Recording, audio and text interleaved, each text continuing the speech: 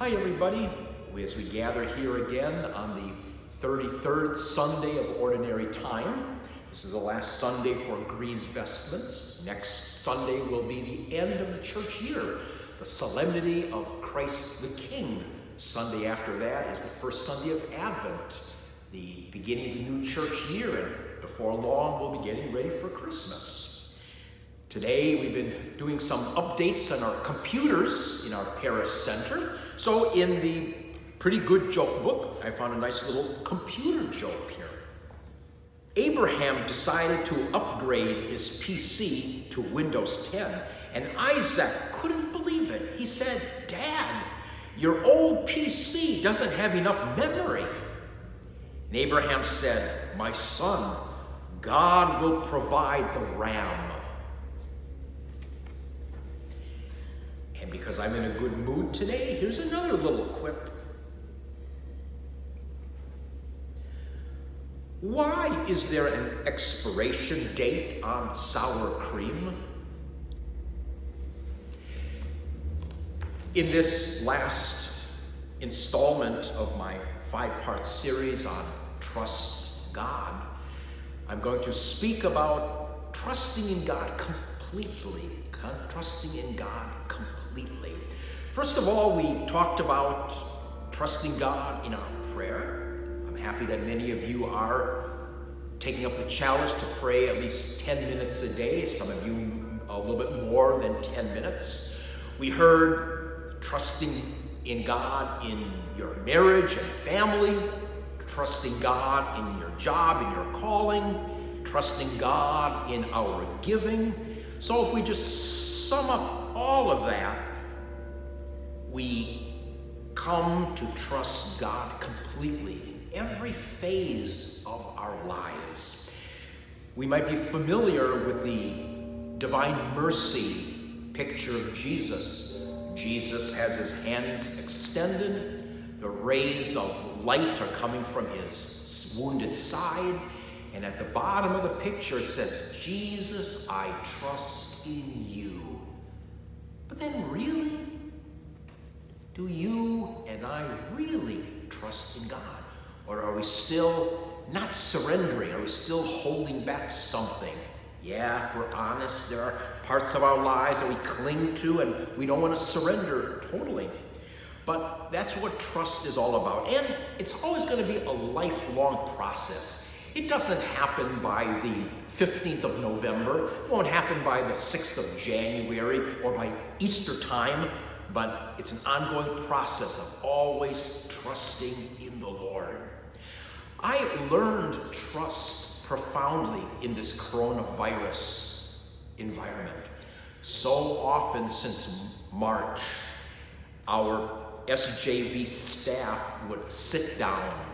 We would have these lengthy staff meetings, almost 2 hours, looking at the guidelines from the Archdiocese, from the governor, from the CDC. We would work out our formats, our plans, and our protocols, only to have everything changed within 72 hours.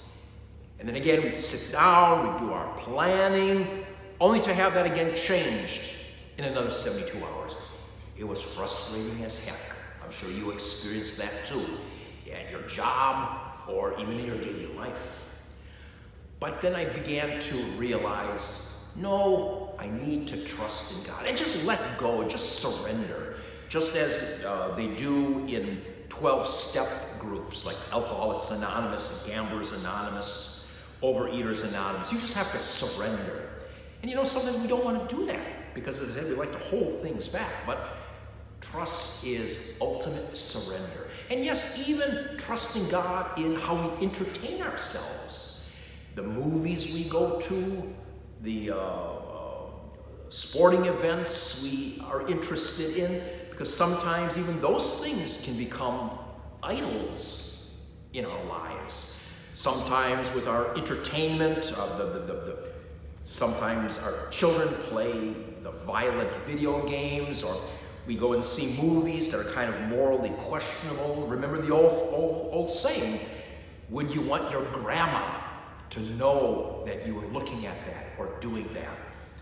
Might sound cliche-ish or kind of silly, but in a way it shows again our utter trust in God. That no, God, you are my ruler, my king, even king of how I entertain myself and my family. We all have gifts and talents. That's what the gospel today says. You notice that 2 of the men in the gospel increase their talents. The one buries it. He sits on our talent. When we are called to trust God, we're called to share those talents. Very soon, you will receive the letter for your renewal of stewardship. There will also be information in that letter about our upcoming Christmas celebrations. And we continue then to trust in God, to take our gifts and share them with others. Ernie Johnson is a Milwaukee native. He's going to share with us how he trusts God. A Milwaukee native, very popular in the sports world. And Ernie Johnson, his message is simple. He just says, trust God, period.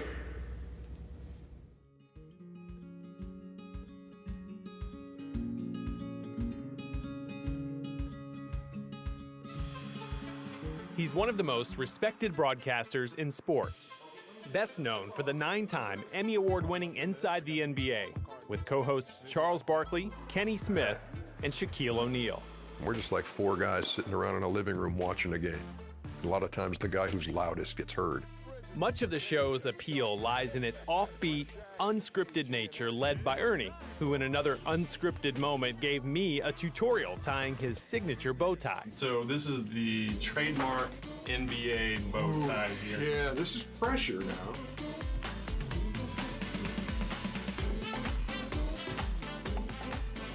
That's one take. I mean to tell you, that was ice water in the veins.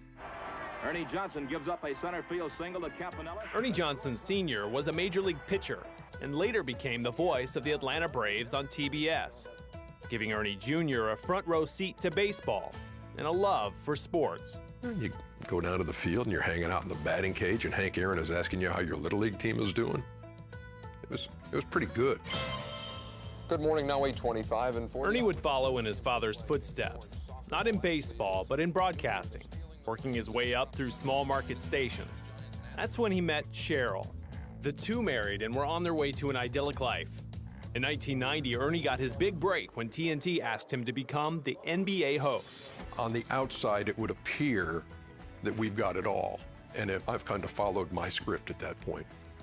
Beautiful wife, great job, a boy and a girl that we had. You know, why mess with this? That's when the scripted life became unscripted. Cheryl sees this ABC special on 2020 about these Romanian orphans being warehoused, especially the ones with disabilities. I said, I think we're supposed to adopt a Romanian child. And he laughed. She kind of shook my head at first, like, oh, then I was like, you're serious? We had told the adoption agency we're looking for a little girl under a year old, no permanent handicaps, that we could give a fresh start in the United States. Turns out the first child that she sees at an orphanage is this little boy who's almost 3. And his legs were curled up and he couldn't speak and he was terrified of everything. And I called Ernie from Romania that night and I said, well, I saw this little boy and he doesn't meet any of the criteria, but I don't think I can live my life wondering what happens to him. And I can hear in her voice that her heart has been moved in a way I've never seen it. I said, bring him home. Michael Johnson came home in 1991 and was diagnosed with muscular dystrophy. Doctors said he would never talk and he would never bond with anyone. He walked, he certainly talks, and he bonds with everybody. Through all this, he becomes this remarkable influence on people because he's got this tremendous spirit. 2 years later, Ernie and Cheryl adopted again. And while life at home and work were busy, Ernie's career couldn't have been better. The only thing missing was church. Ernie thought it would be good for the kids. Turned out he was the one affected. And we walk in, and within the first 2 weeks, I was getting pierced. And the more I heard, and the mere fact that I was opening the Bible at the age of 41, why have I kept this hidden away and closed for so long? And so it basically went from a me-centered existence to a Christ-centered existence. 2003 was a big year for the NBA on TNT. They would televise their first All-Star game, and Ernie couldn't have been more excited. But just days before the game, Ernie discovered something that would make 2003 a big year for all the wrong reasons. And I'm shaving on this side, and I could see a bump that would raise when I made my face like this to do this. And I said, that's strange. I came up with a million different things that it could be. I said, it'll go away on its own. And it didn't. So Ernie finally decided to get it checked out. He thought it was what's called a benign parotid tumor. But at least it alleviated your fears somewhat that it wasn't most likely cancer. Yeah, because he used the word benign, and I was like, boom, good. He said, but if you want a second opinion, I can set that up for you. The second opinion confirmed his worst fears. Ernie had non-Hodgkin's lymphoma, an incurable but treatable form of cancer. And now he had to break the news to Cheryl and his kids. I said, it's cancer. I mean, I don't know how else to come out and say it. I don't wish that on any person. He was scared, and we were all scared. Ernie sought advice from his pastor, but he really just wanted to vent. I said, Kevin, right now, what I want to do is punch God right in the nose. Now, where are we right now? Are we trust with a question mark? And he's writing this stuff down on a brown Starbucks napkin. Are we going to trust God if? We're going to trust God when? Are we going to trust with a question mark? Or are we going to trust God, period? And we're looking at John 9. And I'm looking at Jesus and the disciples with the blind man at the side of the road. But Jesus is basically saying, you're asking the wrong thing, guys. Not why did this happen? How's my Father going to use it? And from that day on, it became my mantra. Trust God, period. Ernie, there was a time during that process that you became resolved Sure. to beat this thing. Sure. When did that happen? Once you're told after those tests, okay, here's what you got and here's what you're going to do, then you just put your head down and go. Then you compete. And that's exactly what he did. Ernie's cancer battle was very public. And with a renewed trust in God, he never missed a show. Thanks to all you guys, and thanks to everybody out there who sent me emails and letters and phone calls and everything else. But so you know what the first thing everybody does when you first get the ball head is? But, of course. Yeah, baby. Dealing with his cancer head-on through treatments, Ernie got the news in 2007 he was cancer-free. Things were back on track. But in 2011, his dad and best friend passed away. As he came to grips with the loss of his father, just 2 months later, Ernie got a call. His son Michael's life was in danger. And she's on the phone with me, and she's got a doctor there, and she says, we need permission to intubate. We need permission to put something down his throat to help him breathe. And I said, and if we don't, and he said, your son's going to die. Michael was put on a ventilator. He would spend the next 9 weeks in the hospital before finally coming home. He would never come off the ventilator, so Ernie and Cheryl turned Michael's bedroom into an at-home ICU. We're very clear he's borrowed. We want to borrow him as long as we can. Toughest guy I know, by the way. Yeah, this kid's been through so much. We have to do everything with Michael. We've got to scratch every itch. We've got to take care of every need.